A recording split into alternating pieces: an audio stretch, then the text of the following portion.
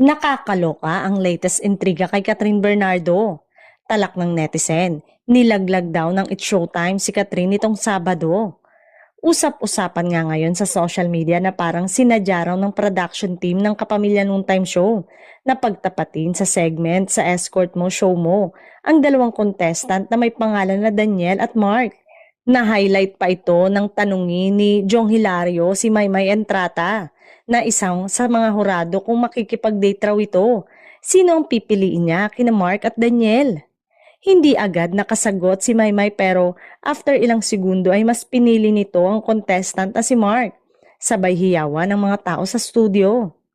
Hindi ito pinalampas ng mga sawsawerang fans. Nagunahan at kanya-kanya silang opinyon na pinost nila sa social media. Ano ba yan? Kagabi sa news program nila, ngayon it's showtime naman. Baka naman nagkataon lang, nagkasabay yung Daniel at Mark na contestant o baka sinadya nga talaga para ma-steer ang issue at makaride din sila. Nilalaglag na ng management si Catherine simula pa yan sa TV Patrol nung isang gabi at mukhang sino-soft launch na. Ayaw pa kasing umamin. Yung itsura ni Maymay habang sumasagot halata na meron din siyang alam sa relasyon ni Catherine at Mark. Say naman ng ilan, ay sana wag pagbintangan ng It's Showtime.